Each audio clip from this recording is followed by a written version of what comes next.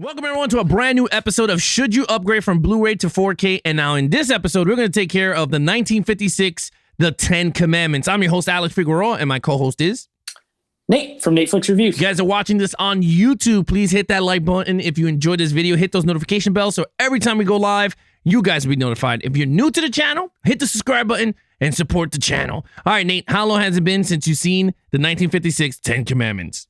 My whole life. It's been my whole life. I've never seen this movie. And I still have never seen this movie. So for the purposes of this review, I did put it in. I watched some stuff. You don't have to watch a whole 4-hour movie to be able to review the specs on it. So I watched some out of context. What I did, though, because I plan on watching it later, I just try to pick very random scenes. That way, you know, there's no, not that it could be spoiled. I know the Bible story, but you know what I mean? I didn't watch it like from beginning and then I just kind of skipped parts. So yeah, I've never seen the movie. Yeah, I mean, for myself, I used to watch it as a kid with my parents because they used to rock this thing on Channel 11 a lot. So with that said, I haven't seen this in years. Again, yeah, so with that, let's get right into this review. Let's start it off with video quality. Video quality, 5 out of 5 from me. Listen, I don't know how this looked. I never saw this on TV. All I know is for a movie that is going on 70 years old, right? Because we're in 2021. So the 50s are 70 years ago. So for it being as old as it is, it looks fantastic. Now, I did see some background on this. I know this was an 8K, I believe, 6K or 8K, 8K scan. Yeah. That is then, you know, they compressed it down, which from what I understand, that is always a great way to do it. You're getting like a great video quality. So I don't know if how it looked on Blu-ray, but I know it looks amazing in 4K. I gave it a 5. Yeah, look, for myself, I'm going to be the one. I'm going to give it a 4.5. Okay. Is this super clear? Yeah, super clear here and there. The CGI is god-awful. And certain scenes are soft blur, and you can see the soft blur throughout some of the scenes. Once they're walking when they split the sea, where you can see a lot of soft blur coming through. Now, all the scenery, when they don't have CGI in the scenes, look fantastic. They look great. Yep. Like if they just filmed this thing now. But once they bring in the CGI, there's something off here. And again, it's the 56. So, I mean, I should give some leeway. But again, we're going to have to be honest with all this. And I know a lot of people might kill me in the comments below, but I'm being super honest. I'm giving it a 4.5. It's still a great transfer of this movie in 4K. I mean, you're getting a 3-hour and 51-minute movie that's normally split into 2 discs. You're getting it in 1 disc, which is awesome. So let's get right into audio. Yeah, so for me, the audio, on the technical level, I guess this just really, really works. I gave it a 5 out of 5 as well for the audio. It sounded really great. Again, I'm watching it on a soundbar, a Sony soundbar, subwoofer, 2 channels. It's very good, and it sounds amazing. It sounds super clear. I don't know. I think these old movies now, the audio mixes are different. Obviously, back then, you know, you didn't have the same technology you have now for mixing.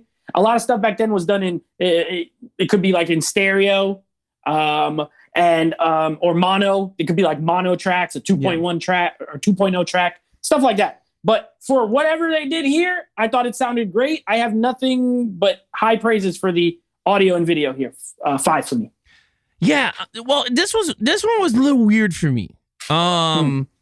The audio does sound good. Now, again, this is rocking the DTS Master Audio 5.1. It's not Adobe and it's not DTS-X, which I kind of understand. So it's not, I'm not rating it because we need high or whatever. I'm not doing it with that because this is a really old movie.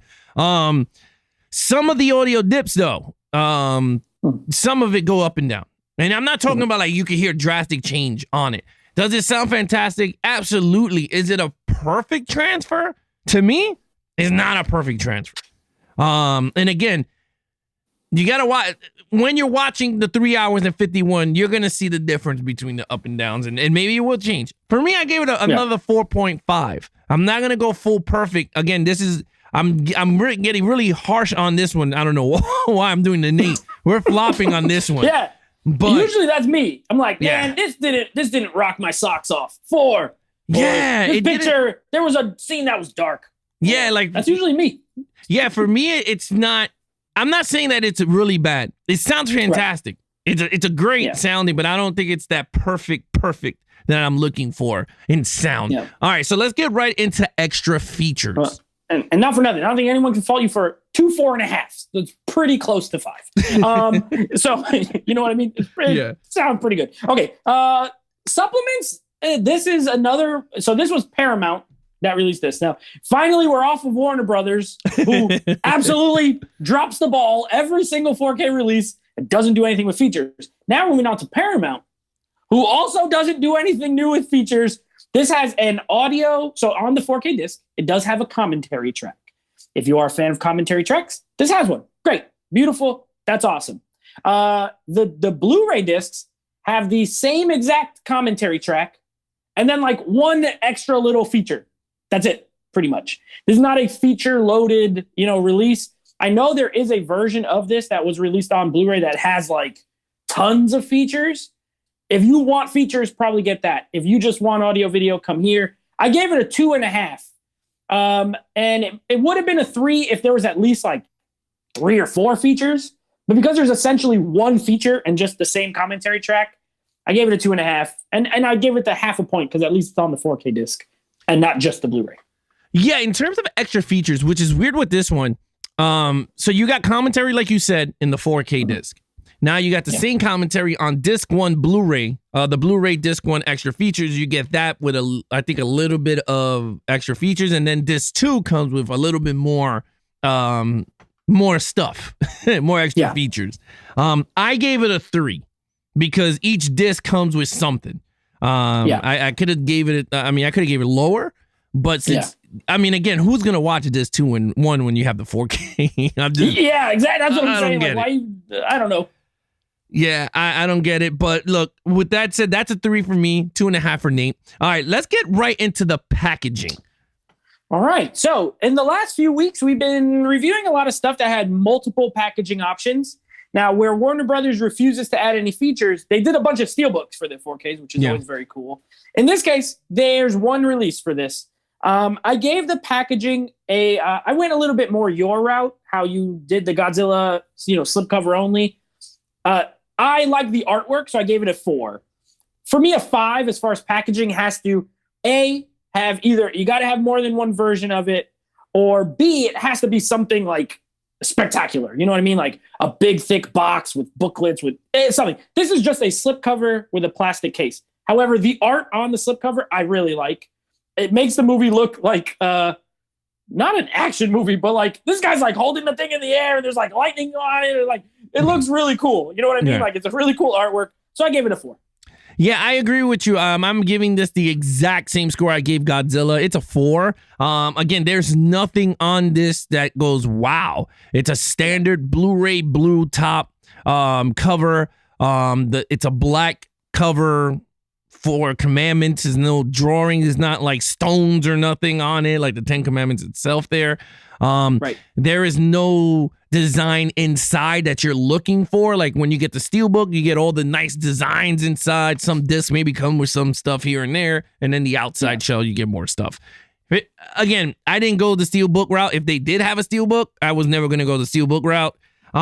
They didn't. Yeah, so with that, I enjoyed the 4K cover. I think the 4K cover is nice. I gave it a 4. Nate gave it a 4. Now, again, you guys are watching the unboxing while we're talking. You get to see it. It's just a generic 4K regular cover version of the movie. Now, let's get right into the overall entire disc. So, as an overall set, I gave it a 4.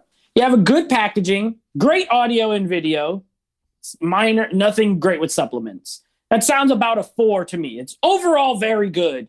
If there was features, maybe a 4.5. But yeah, I gave it a 4. I think it's an overall good package. Good re-release. If you're a fan of this movie, you know what I mean? This is probably audio and video wise the best version to own. So I gave it a 4. Yeah, for me, I gave it a 4.5 as an entire package because audio, video sounds great. It looks great. The supplements, you're getting crap in 4K, but at least you're getting a few in the disc 1 and disc 2 of the Blu-ray.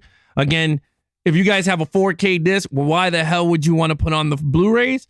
But yeah, to each his own.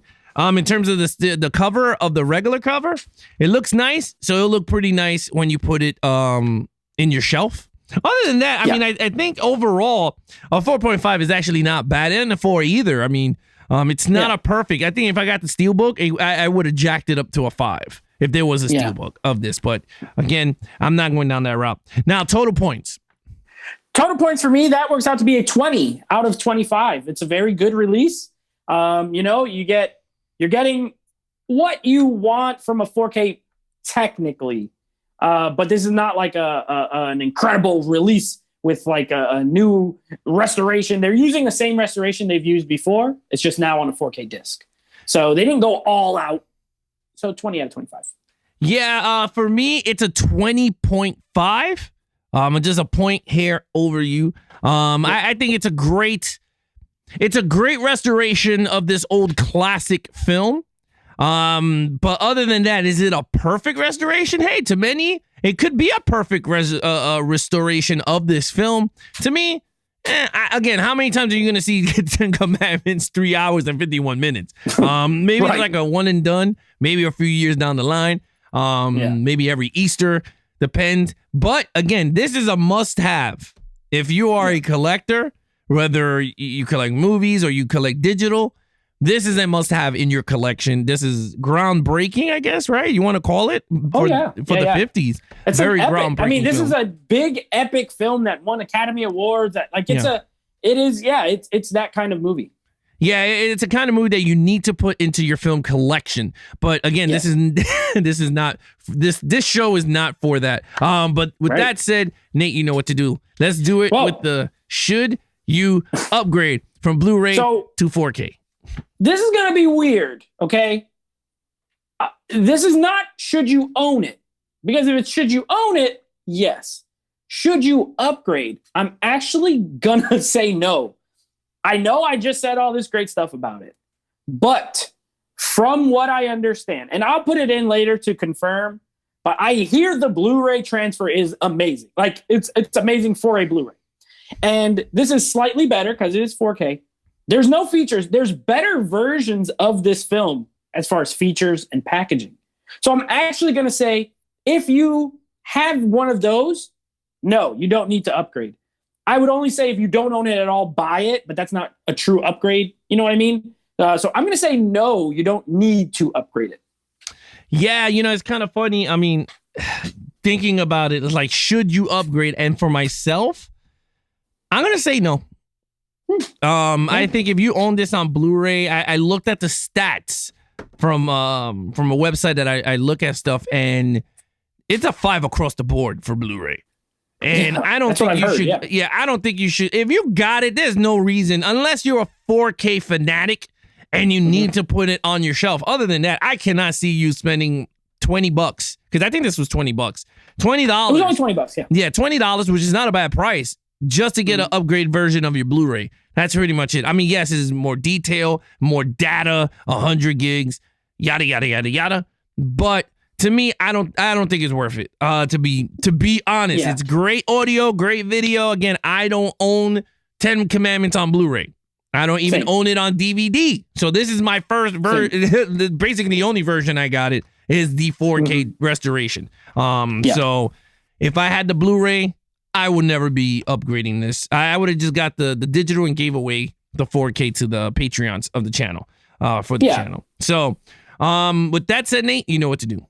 Yeah, I'm in the same boat. So this is my first time owning it. Cool. All right. So that is should you upgrade. Now, next week, we don't know. It's a mystery as to what we're going to be doing, but we're going to be doing some more should you upgrades, obviously. There's a lot of stuff coming out in April and May that we're definitely going to cover for should you upgrade. For next week, maybe I'll talk with Alex, but maybe we'll do some more of those ones we never got to. V for Vendetta. There's a few other movies that came out that we haven't reviewed yet. So just keep an eye out and you'll find out. Yeah, of course. If you want to follow us on any of our social media platforms. Follow Nate over on Instagram at NateFlixReviews. Check out the podcast with him and his friends at NateFlix Movie Reviews over on Apple Podcasts, Stitcher, Spotify, Google Play, anywhere you listen to your podcast on. Levels of Geeks, you can follow us on any of our social media pages, whether it's YouTube, Twitch, Twitter, Instagram, Levels of Geeks, across the board. We have a website, www.levelsofgeeks.com, where we have all our merchandise for all of the shows that we go live with. We have all our shows organized for you guys to watch there for your pleasure. Other than that, guys, I'm your host, Alex Figueroa, and that is Nate from Netflix Reviews. Be awesome to each other and geek out.